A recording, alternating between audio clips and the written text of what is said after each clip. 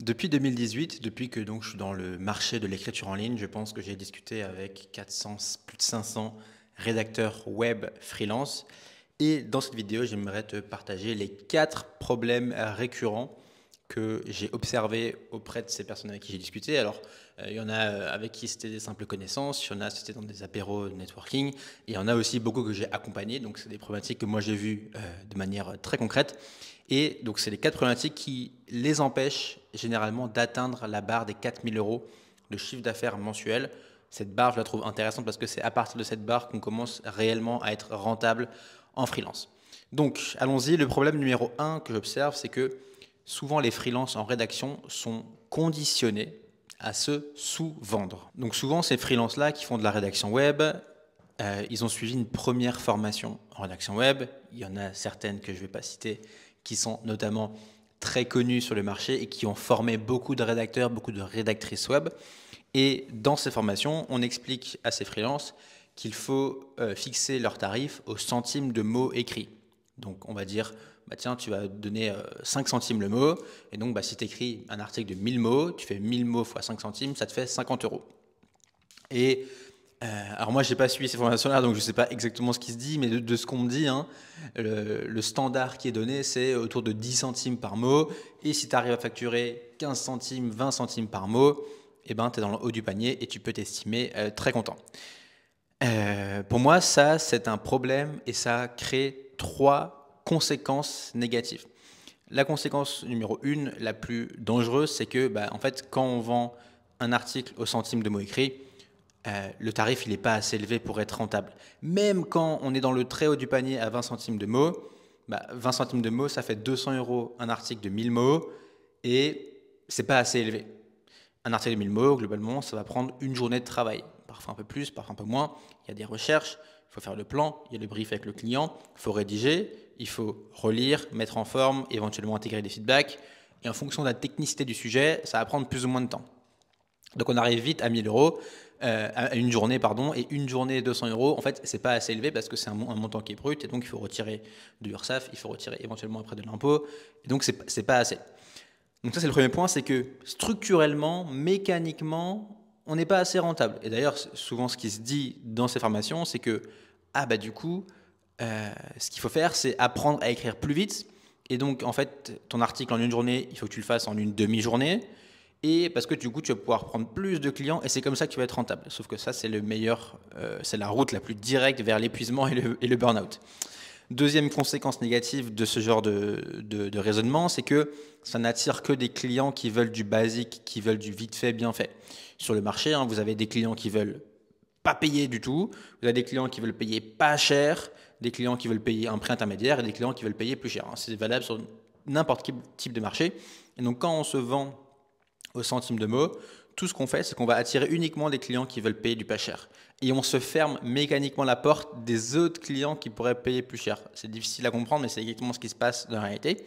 Et le troisième point, qui est peut-être le plus vicieux, c'est que ce genre de tarif, ce genre de raisonnement, ça crée le mauvais référentiel de ce qu'est un tarif normal.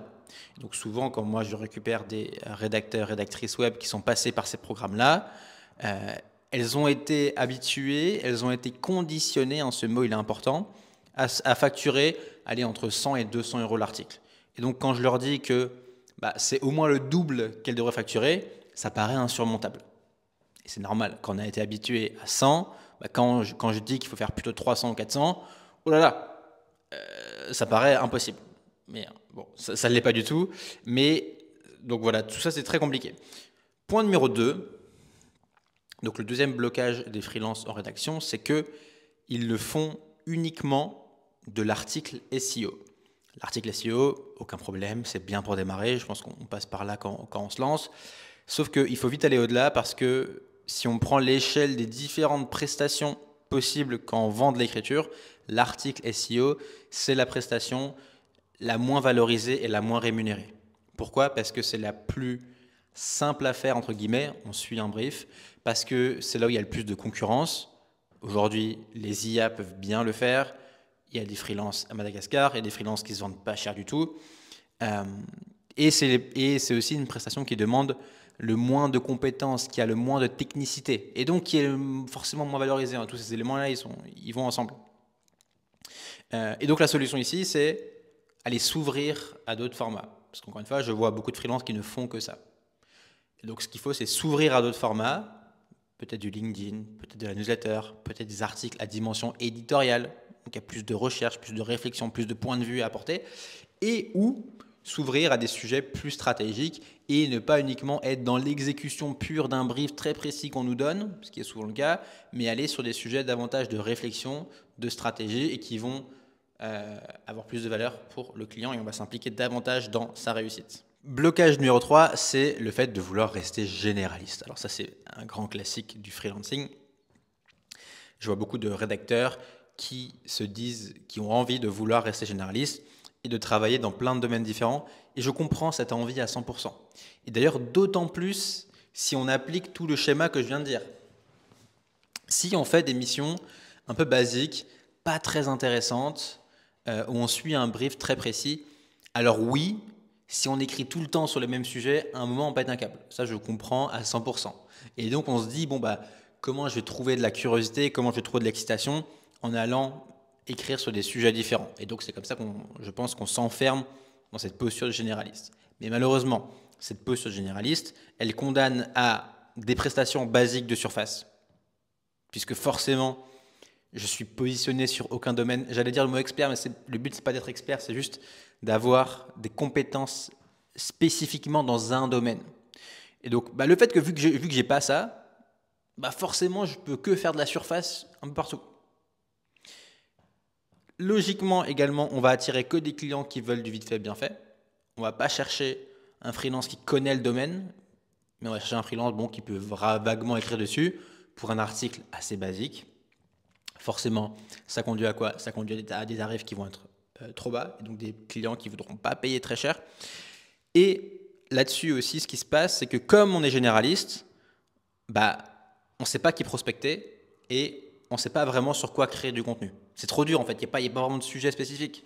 Et donc ce que j'observe, c'est que les freelances ne prospectent pas, ne créent pas vraiment de contenu, ou alors le font pas très bien. Résultat, ils ne trouvent que des missions via des plateformes de freelancing.